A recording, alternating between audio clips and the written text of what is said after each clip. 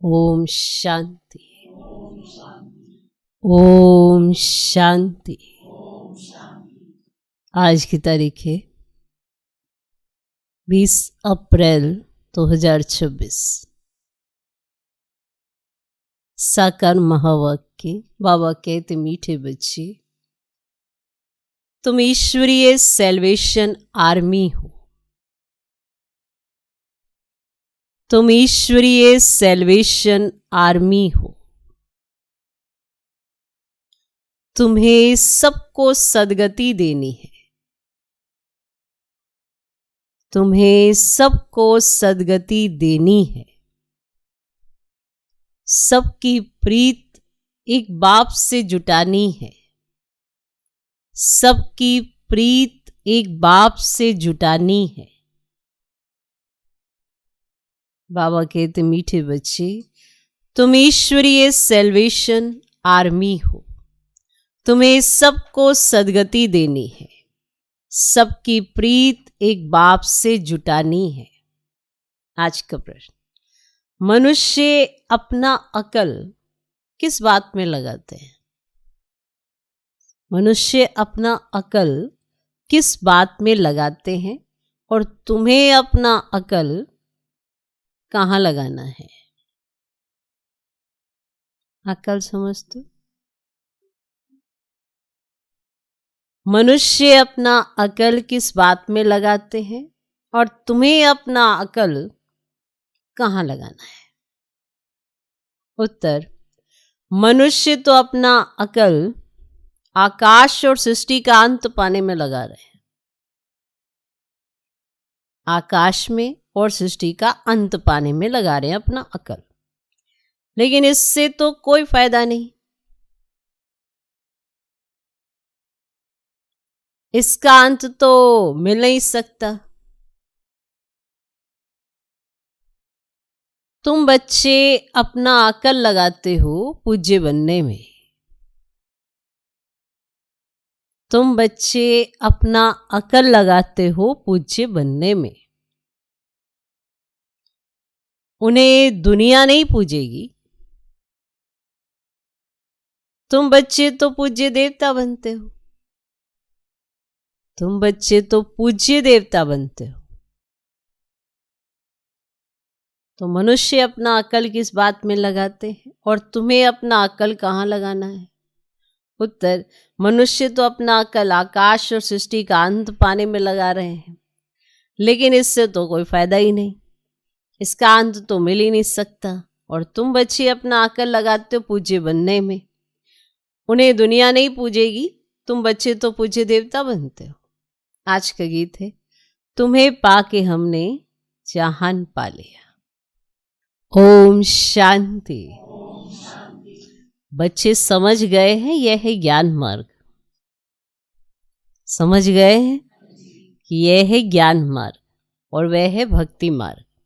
अब प्रश्न उठता है कि भक्ति मार्ग अच्छा व ज्ञान मार्ग अच्छा? दो चीज हुई ना। तो कहा जाता है ज्ञान से सद्गति होती है। जरूर कहेंगे भक्ति और ज्ञान दोनों अलग अलग हैं। मनुष्य समझते हैं कि भक्ति करने से ज्ञान मिलेगा, तब सद्गति होगी। भक्ति के बीच में ज्ञान आ ही नहीं सकता। तो भक्ति सबके लिए है, ज्ञान भी सबके लिए है। इस समय है भी कलयुग का अंत, तो जरूर सबकी दुर्गति होगी। इसीलिए पुकारते भी हैं और गाते भी हैं कि और संग तोड़ और एक तुम संग जोड़े। गाते हैं। अब वह कौन है, किसके साथ जोड़ेंगे, ये तो समझते नहीं है। अक्सर करके बुद्धि श्री कृष्ण तरफ जाती है कि हम सच्ची प्रीत तुम संग जोड़े। तो जब श्री कृष्ण से ही प्रीत जोड़ते हैं तो फिर गुरु गोसाई और किसकी दरकार ही नहीं। अगर आपने प्रीत श्री कृष्ण से ही जोड़नी है तो फिर और गुरु गोसाई इन सब की तो दरकार ही नहीं। श्री कृष्ण को ही याद करना है। अब श्री कृष्ण का चित्र तो सबके पास है। श्री कृष्ण जयंती भी मनाते हैं, फिर और कोई के पास जाने की दरकार ही नहीं। जैसे मीरा ने एक संग जोड़ी, काम काज करते श्री कृष्ण को ही याद करती रही। घर में रहना, करना, खाना पीना तो होता है। सच्ची प्रीत एक श्री कृष्ण से जोड़ी तो जैसे कि वे आशिक और वे माशूक हो गए। श्री कृष्ण को याद करने से फल भी मिलता है। श्री कृष्ण को तो सब जानते हैं, अब गाते भी हैं, सच्ची प्रीत हमने तुमसे जोड़ी और संग तोड़ी। सच्ची प्रीत तुम संग जोड़ी और संग तोड़ी। अब ऊंचते ऊंच सच्चा तो परमपिता ही है, सबको वर्षा देने वाला एक ही बाप है, उसको कोई भी जानते नहीं है। भल कहते हैं परम पिता परमात्मा शिव, परंतु कब आते ये नहीं जानते। शिव जयंती होती है तो जरूर आते होंगे, कब कैसे आते, क्या आकर करते, किसको पता ही नहीं। कोई भी मनुष्य मात्र नहीं जानते कि सर्व की सदगति करते हैं, परंतु कैसे करते। सदगति का अर्थ क्या है, कुछ भी नहीं समझते। शिव बाबा ने तो जरूर स्वर्ग की बादशाही दी होगी ना। तुम बच्चे जो उस धर्म के थे, तुमको ये पता नहीं था, भूल गए थे, तो फिर और कैसे जान सकेंगे। जो तुम उस धर्म के ही थे, तुम्हें नहीं पता था, तुम भूल गए थे, तो फिर और बाकी सब कैसे जान सकेंगे। तो अभी शिव बाबा द्वारा तुमने जाना है और दूसरों को बताते हो। तुम हो ईश्वरीय सेल्वेशन आर्मी। सेल्वेशन कहो व सदगति की आर्मी कहो। अभी तुम बच्चों पर रिस्पॉन्सिबिलिटी ठहरी। तुम चित्रों पर भी समझा सकते हो। भाषाएं वो होता है, मुख्य भाषाओं में चित्र बनाने पड़ते हैं और भाषाओं का भी बड़ा झंझट है, इसलिए प्रदर्शनी भी बनानी पड़े। चित्रों पर समझाना बड़ा सहज होता है, गोले में भी सारा ज्ञान है। सीढ़ी सिर्फ भारतवासियों के लिए है, उसमें और कोई धर्म है ही नहीं। ऐसे थोड़ी भारत तमो प्रधान बनता है तो और नहीं बनते हैं, कि जब भारत तमो प्रधान बनता है तो बाकी सब और नहीं बनते हैं। तमो प्रधान तो सब बनते हैं, तो उन्हों के लिए भी होना चाहिए। अब ये सब बुद्धि में सर्विस के ख्याल आने चाहिए। दो बाप का राज भी समझाना है और वर्षा रचयिता से मिलता है।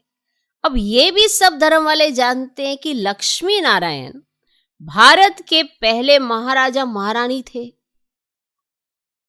वह भगवान भगवती थे। अच्छा, उन्हों को ये स्वर्ग का राज्य कैसे मिला? जरूर भगवान द्वारा मिला। अब कैसे, कब मिला, अब ये किसको भी पता ही नहीं है। गीता में श्री कृष्ण का नाम डाल, फिर परले दिखा दिए, रिजल्ट कुछ भी नहीं। तो ये तुम बच्चों को समझाना है। चित्र तो सब तरफ है, लक्ष्मी नारायण के चित्र भी होंगे, भले ड्रेस फीचर्स आदि और होंगे, जिसको जो आया सो बैठ बनाया है। श्रीनाथ, श्रीनाथनी, ये राधे कृष्ण है ना। श्री राधे श्री कृष्ण तो ताज वाले नहीं है, काले भी नहीं है। अब राजधानी लक्ष्मी नारायण की है, ना कि राधे कृष्ण की, क्योंकि राधे कृष्ण तो बचपन के नाम है उनके। तो मंदिर तो अनेक प्रकार के बनाए हैं, नाम तो एक ही रखेंगे, लक्ष्मी नारायण। अब डिनास्टी लक्ष्मी नारायण की कहेंगे। राम सीता का घराना, लक्ष्मी नारायण का घराना, राधे कृष्ण का घराना नहीं होता है। तो ये बातें मनुष्यों के ख्याल में भी नहीं है। और तुम बच्चे भी नंबरवार पुरुषार्थ अनुसार जानते, बाकी किसी के ख्याल में नहीं। और तुम्हें जो पता भी है तो वो तुम भी पुरुषार्थ के अनुसार ही जानते। जिनको सर्विस का शौक है वे तो फटकते हैं। कोई कहते हैं हम समझते हैं, परंतु धीरे धीरे मुख खुलने की भी युक्ति रचनी पड़ती है। कई समझते वेद शास्त्र अध्ययन करने से, यज्ञ तप आदि करने से, तीर्थ आदि करने से परमात्मा को पा सकते हैं। परंतु भगवान कहते हैं कि ये तो सब मुझसे दूर करने के रास्ते हैं। अब ड्रामा में सबको दुर्गति को पाना ही है तो फिर ऐसी बातें बनाते हैं। आगे हम भी कहते थे कि भगवान जैसे चोटी है, कोई कहां से भी आए उस चोटी पे। तो मनुष्यों ने अनेक प्रकार के रास्ते पकड़े हैं। भक्ति मार्ग के रास्ते पकड़ पकड़ कर जब थक जाते हैं तब फिर भी भगवान को ही पुकारते हैं कि हे पतित पावन, आप आकर पावन बनने का रास्ता बताओ, क्योंकि हम थक गए ढूंढ ढूंढ के। अब आप ही आओ, आप ही रास्ता बताओ। आप बिगर पावन हो ही नहीं सकते हैं, थक गए हैं। तो भक्ति दिन प्रतिदिन पूरा थकाएगी। अभी तो मेले आदि पर कितने लाखों जाकर इकट्ठे होते हैं, कितनी गंदगी होती है। अब तो है अंत, दुनिया को बदलना है। वास्तव में दुनिया एक ही है, दो भाग बनाए हैं। तो मनुष्य समझेंगे स्वर्ग और नरक अलग अलग दुनिया है, परंतु यह आधा आधा है। जब स्वर्ग है तो नरक नहीं है, और जब नरक है तो स्वर्ग नहीं है। और ऊपर में सतयुग, फिर त्रेता, द्वापर, कलयुग, और कलयुग में तमो प्रधान बनना ही है। सृष्टि पुरानी होती है तो इन बातों को कोई समझते ही नहीं, मूंझे हुए हैं। कोई श्री कृष्ण को भगवान तो कोई श्री राम को भगवान कह देते हैं। आजकल तो मनुष्य अपने को ही भगवान कह देते हैं कि चलो इधर उधर छोड़ो, हम ही भगवान और हम ईश्वर के अवतार हैं। और देवताओं से भी मनुष्य तीखे हो गए हैं, और देवताओं को फिर भी देवता ही कहेंगे। अब ये तो फिर मनुष्य को भगवान कह देते हैं, इतने तीखे हो गए देवताओं से भी। तो ये है भक्ति मार्ग। और देवताएं तो स्वर्ग में रहने वाले थे, और अभी कलयुग आयरन एज में फिर मनुष्य भगवान कैसे हो सकते? वो स्वर्ग में रहते थे, उन्हें देवी देवता कहते हैं, उन्हें तक भगवान नहीं कहते। और आज का मनुष्य जो आयरन एज में है, कलयुग में है, वो अपने को भगवान कैसे कह सकते हैं? है ना, पूरा क्लियर बाबा समझाते हैं। तो बाप कहते हैं मैं आता ही हूं संगम युग पर, जबकि मुझे आकर दुनिया को ट्रांसफर करना है। और कलयुग से सतयुग हो, बाकी सब शांति धाम में चले जाएंगे। तो वह है निराकारी दुनिया, और यह है साकारी दुनिया। निराकारी झाड़ भी समझाने के लिए बड़ा बनाना पड़े। अब समझाना है तो फिर बड़ा बनाना पड़े। ब्रह्म महातत्व भी इतना बड़ा है, और जितना बड़ा आकाश है, तो दोनों का अंत नहीं पा सकते हैं, भले कोशिश करते हैं। एरोप्लेन आदि में जाएंगे परंतु अंत नहीं पा सकेंगे। समुद्र ही समुद्र, आकाश ही आकाश है, और वहां तो कुछ भी है ही नहीं। तो भले कोशिश बहुत करते हैं, परंतु इन सब बातों से फायदा क्या? समझते हैं हम, अपना अकल निकालते हैं, है ना। हम अपनी बुद्धि से देखो कितना कुछ निर्माण कर दिया। तो यह है मनुष्य का अकल। साइंस का घमंड भी मनुष्यों में है। भल कितना भी कोई अंत पाए, परंतु उनको सारी दुनिया पूजेगी तो नहीं। देवताओं की तो पूजा होती है। तुम बच्चों को बाप कितना ऊंच बनाते हैं, सबको ले जाते शांति धाम। भले ये सब जानते हैं, हम मूल वतन से आते हैं, परंतु जिस प्रकार तुम समझते हो ना, वैसे दुनिया नहीं जानती। चलो ये तो समझते हैं कि परम धाम से आते हैं, लेकिन आपको जो पता है वो दुनिया नहीं जानती। तो वे क्या है, कैसे आत्माएं वहां रहती हैं, फिर नंबरवार आती हैं, ये कोई नहीं जानते।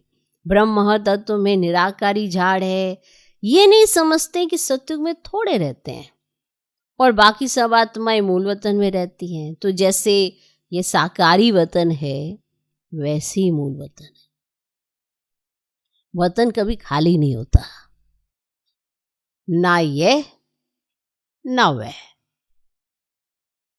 जब अंत होता है तो ट्रांसफर हो जाते हैं। कुछ तो इस वतन में रहते हैं। सारा वतन खाली हो जाए तो फिर तो परले ही हो जाए। परले होती नहीं, अविनाशी खंड है ना। तो ये सब बातें बुद्धि में रखनी है। सारा दिन यही ख्यालात चलते रहें कि हम किसका कल्याण करें और कैसे करें, कैसे उन्हें ढूंढे, कैसे उन्हें परिचय दें। तुम संग प्रीत जुटी तो उनका परिचय देवे ना। वे बाप है, उससे वर्षा मिलता है, कैसे मिलता है सो हम बता सकते हैं। अब बताने वालों में भी नंबरवार हैं। कोई तो बहुत अच्छी रीति भाषण करते हैं, कोई नहीं कर सकते हैं तो सीखना पड़े, सीखो। हर एक बच्चे को अपना कल्याण करना है। जबकि रास्ता मिला है तो एक दो का कल्याण करना है। दिल होती है औरों को भी बाप से वर्षा दिलाएं, रूहानी खिदमत करें, तो सब एक दो की सेवा करते हैं। तो बाप आकर रूहानी सेवा सिखाते हैं। और कोई भी रूहानी सेवा नहीं जानते, रूहानी बाप ही रूहों की सेवा करते हैं। और जिस्मानी सेवा तो जन्म जन्मांतर बहुत की।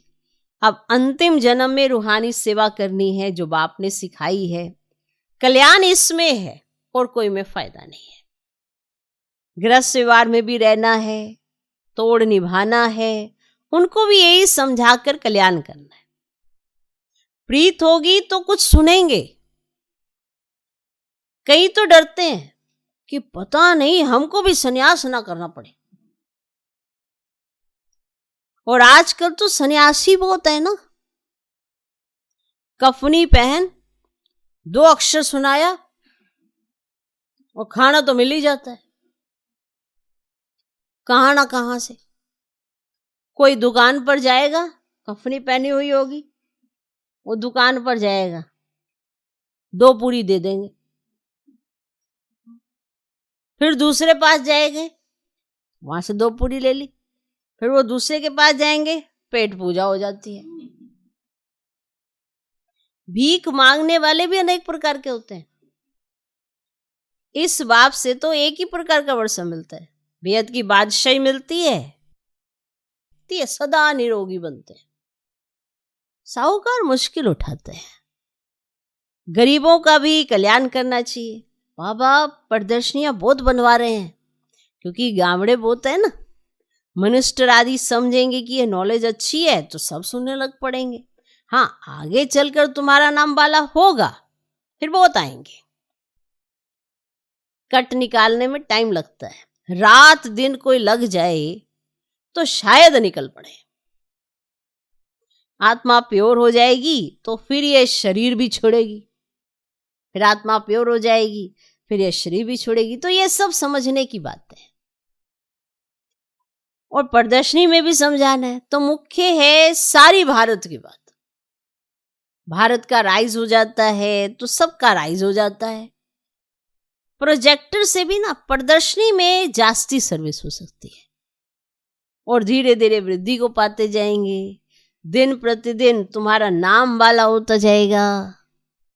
ये भी लिखना चाहिए कि 5000 वर्ष पहले भी ऐसे हुआ था। तो ये तो बड़ी वंडरफुल बात है। बाबा इशारा देते हैं, बच्चे बहुत बातें भूल जाते हैं। कुछ भी होता है तो कहेंगे आज से 5000 वर्ष पहले भी ऐसे हुआ था। है बहुत क्लियर बात, परंतु जब किसकी बुद्धि में ये बैठे, अखबार में डाल सकते हैं तो कुछ समझे तो सही। अखबार में डाला जा सकता है लेकिन कुछ समझे तो सही ना। अब ज्ञान मार्ग में बड़ी फर्स्ट क्लास अवस्था चाहिए। ऐसी ऐसी बातों को याद कर हर्षित भी रहना होता है। प्रैक्टिस पड़ जाए तो फिर अवस्था बहुत खुश मिजाज हो जाती है। अच्छा, मीठे मीठे सिकिलधे बच्चों प्रति माता पिता बाप दादा का याद, प्यार और गुड मॉर्निंग। रूहानी बाप की रूहानी बच्चों को नमस्ते। हम रूहानी बच्चों की भी रूहानी बाप को नमस्ते नमस्ते नमस्ते। Good morning good morning good morning. धारणा के लिए मुख्य सर पहला पॉइंट, और सबसे बुद्धि की प्रीत तोड़ एक बाप से जोड़नी है। और सबसे बुद्धि की प्रीत तोड़ एक बाप से जोड़नी है और सबकी प्रीत एक बाप से जुड़वाने की सेवा करनी है। और सबकी प्रीत एक बाप से जुड़ाने की सेवा करनी है।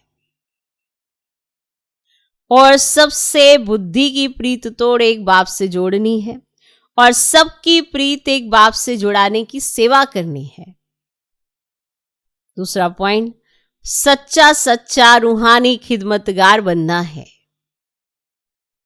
सच्चा सच्चा रूहानी खिदमतगार बनना है। अपना भी कल्याण करना है और दूसरों को भी रास्ता बताना है। अपना भी कल्याण करना है और दूसरों को भी रास्ता बताना है। अवस्था बहुत खुशमिजाज बनानी है। अवस्था बहुत खुशमिजाज बनानी है। सच्चा सच्चा रूहानी खिदमतगार बनना है। सच्चा सच्चा रूहानी खिदमतगार बनना है। अपना भी कल्याण करना है और दूसरों को भी रास्ता बताना है। अवस्था बहुत खुशमिजाज बनानी है। आज का वरदान, अपने श्रेष्ठ व्यवहार द्वारा सर्व आत्माओं को सुख देने वाली महान आत्मा भव। अपने श्रेष्ठ व्यवहार द्वारा सर्व आत्माओं को सुख देने वाली महान आत्मा भव। अपने श्रेष्ठ व्यवहार द्वारा सर्व आत्माओं को सुख देने वाली महान आत्मा भव। जो महान आत्माएं होती हैं उनके हर व्यवहार से सर्व आत्माओं को सुख का दान मिलता है। वे सुख देते और सुख लेते हैं। तो चेक करो कि महान आत्मा के हिसाब से सारे दिन में सबको सुख दिया, पुण्य का काम किया। पुण्य अर्थात किसको ऐसी चीज देना जिससे उस आत्मा से आशीर्वाद निकले, उसे कहते हैं पुण्य। अब आशीर्वाद वो तब देगा जब उसको जरूरत होती है। अब किसी का आपने कोई कार्य करना है, अब वो कहेगा मैंने तो आज करना ही नहीं था, आपने क्यों किया मेरा कार्य। तो जिसको जो चीज चाहिए उसको वो देना, तब आशीर्वाद निकलती है। बिना मतलब पे नहीं निकलती है। ऐसे नहीं होता। ये सबको पता होता है कि इस समय हमें कैसे दूसरे से आशीर्वाद लेनी है। उसकी जरूरत आपको स्पष्ट हो जाएगी अगर आपकी बुद्धि की तार अच्छी है तो, वरना आप वो कार्य करेंगे जो उसने आज करना ही नहीं और फिर उसे डिस्टर्ब कर देंगे और फिर वो कहे आशीर्वाद की जगह और ही कहेगा मेरे काम में और विघ्न डाल दिया इसने, तो फिर आशीर्वाद कहाँ से मिलेगी। तो जिसको जिस समय जो चीज चाहिए अगर आपने दी तो उसके अंदर से दुआ निकलती है, यानी आशीर्वाद देता वो आपको। तो पुण्य अर्थात किसको कहा जाता है? पुण्य अर्थात किसको ऐसी चीज देना जिससे उस आत्मा से आशीर्वाद निकले। तो चेक करो कि हर आत्मा से आशीर्वाद मिल रही।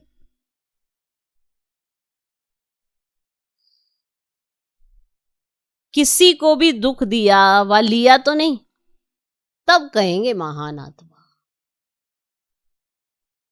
तो ये जो घड़ी घड़ी हमें दुख होते रहते हैं, ये भी हमारे ये छोटे छोटे कहीं हम एक्टिविटीज ऐसी कर देते हैं जिसके कारण हमें दुख उठाने पड़ते हैं। वरना इतनी श्रेष्ठ नॉलेज अगर मिले और हम अपने में चेंज ला रहे हो तो हमें दुखी होने का कोई कारण ही नहीं बनता। ज्ञान ही इतना स्पष्ट है कि आप दुखी हो ही सकते। हाँ, चीजें ऊपर नीचे होंगी लेकिन आपकी स्थिति ऊपर नीचे नहीं होगी क्योंकि आपको सारी चीजें स्पष्ट होंगी। अभी कहीं यही पूछ रहे होते हैं, मेरे साथ ऐसा क्यों हो रहा है, उसको ऐसे क्यों किया। अब ये वाले सवाल अगर आज भी आप पूछ रहे हो तो नॉलेज किसे कहा जाएगा। तो आशीर्वाद कैसे लेनी है, स्पष्ट हो गया कि हर आत्मा से आशीर्वाद निकले, हर आत्मा आपको आशीर्वाद दे। तो किसी को दुख दिया व लिया तो नहीं आपने, ये जरूर चेक करो, तब कहेंगे महान आत्मा। आज का स्लोगन, करने के बाद सोचना ही पश्चाताप का रूप है। आपने कर दिया, आपको पता भी था ये नहीं करना चाहिए, ऐसे नहीं करना चाहिए, फिर भी आपने कर दिया और फिर अब आप बैठ के सोच रहे हैं कि ये मैंने क्या कर लिया। ये पश्चाताप का रूप है। ये अव्यक्त ईश्वर है। महान बनने के लिए मधुरता और नम्रता का गुण धारण करो। संस्कार व नेचर तो हर एक की अपनी अपनी है, लेकिन सर्व का स्नेही और सर्व बातों में, संबंध में सफल, मनसा में विजयी और वाणी में मधुरता तब आ सकती है जब इजी नेचर हो। इजी नेचर अर्थात जैसा समय, जैसा व्यक्ति, जैसा सरकमस्टांस, उसको परखते हुए अपने को इजी कर देवे, उसे कहते हैं इजी नेचर। कि जैसा समय था, जैसा व्यक्ति था, जैसा सरकमस्टांस था, सब कुछ परखते हुए अपने को इजी कर देवे। इजी अर्थात मिलनसार, मोल्ड कर लेने वाला। इजी माना अलबेलापन नहीं, इजी कर दिया, ऐसे वाला इजी नहीं, माना मोल्डिंग हो, उसके अंदर सबके साथ एडजस्ट करना जानता हो, चाहे सामने वालों के कैसे भी संस्कार हो। तो इजी माना अलबेला नहीं। ओम शांति।